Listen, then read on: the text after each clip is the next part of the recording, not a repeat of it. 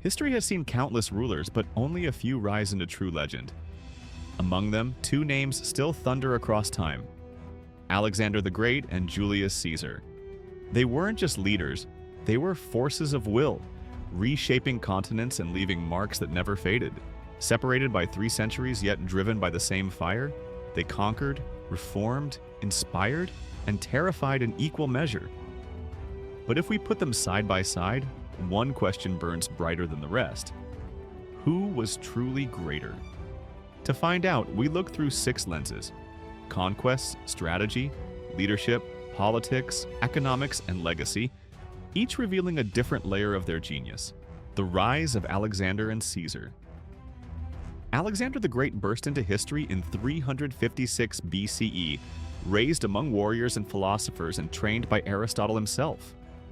At 20, after his father's assassination, he took command of a restless empire and turned it into a storm of conquest, crushing Persia, claiming Egypt, and reaching India, all before dying at 32 with one of the largest empires the world had ever seen.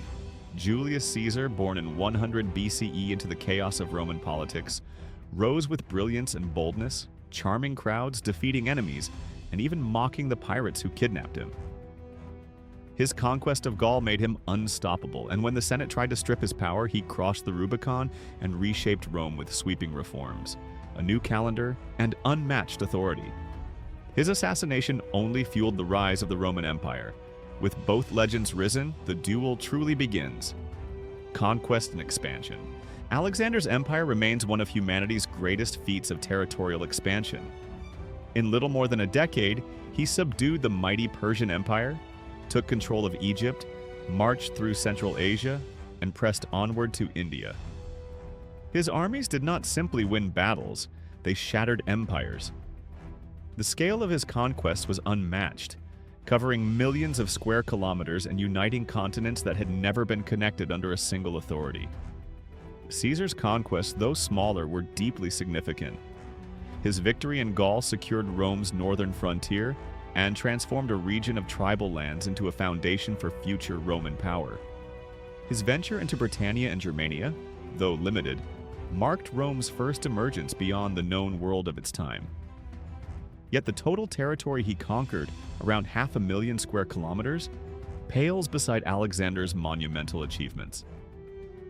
In this category, the Macedonian king stands in a league of his own. Alexander was simply the greatest territorial conqueror the ancient world ever witnessed. Military genius and battlefield brilliance. Alexander's military genius was a kind of controlled storm.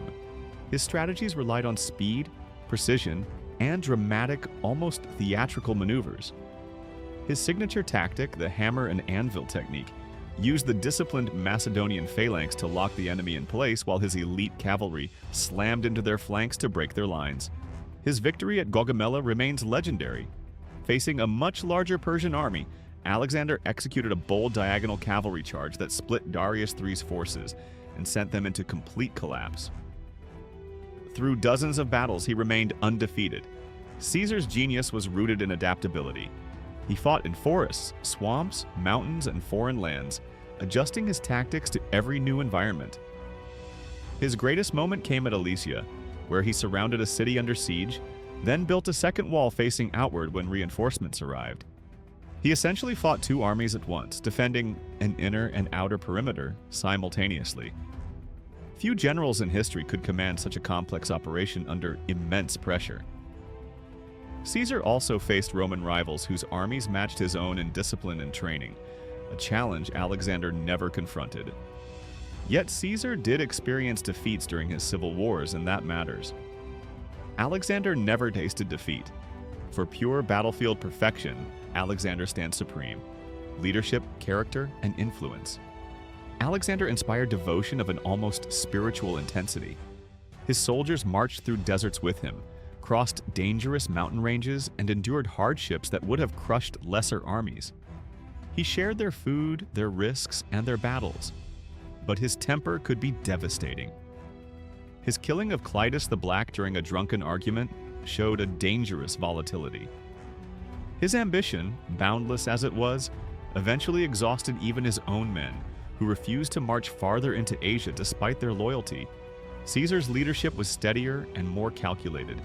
His soldiers adored him not because he led with fury or divine claims, but because he rewarded loyalty, treated them with respect, and made them partners in his victories. When he marched toward Rome in defiance of the Senate, his troops followed him willingly into what could have been their collective execution. Caesar's ability to influence people extended beyond the battlefield.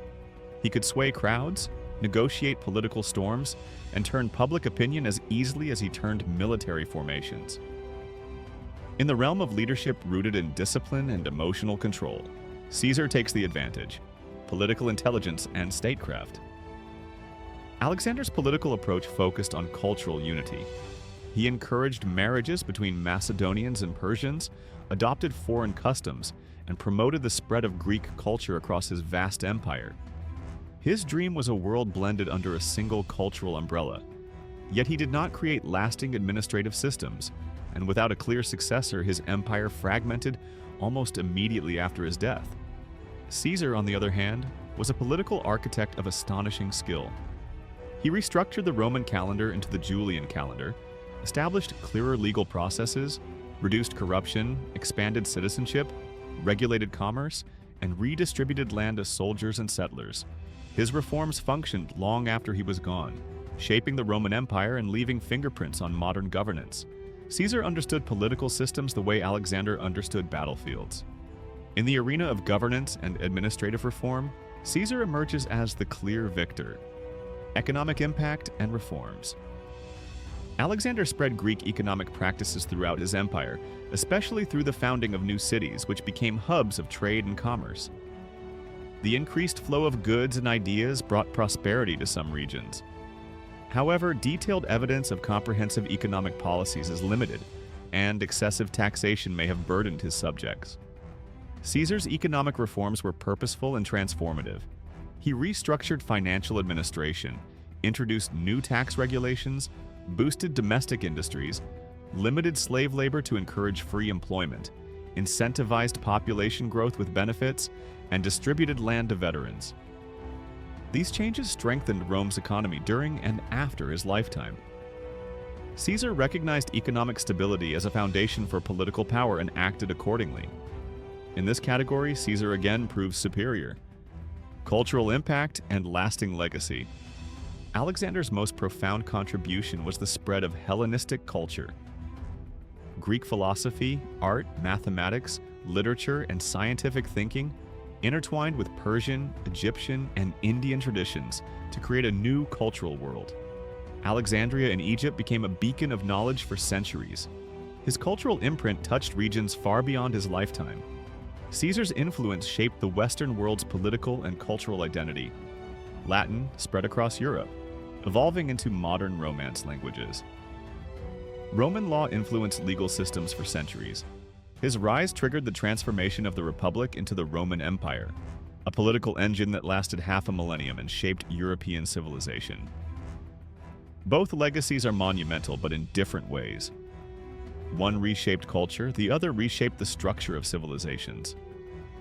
This category ends in a fair and respectful tie. The greater of two giants. After sweeping through 6 categories, the conclusion becomes clearer. Alexander the Great was the ultimate conqueror, swift, fearless, undefeated, and visionary. His dominance altered entire continents in a flash. Julius Caesar, however, forged a different kind of greatness.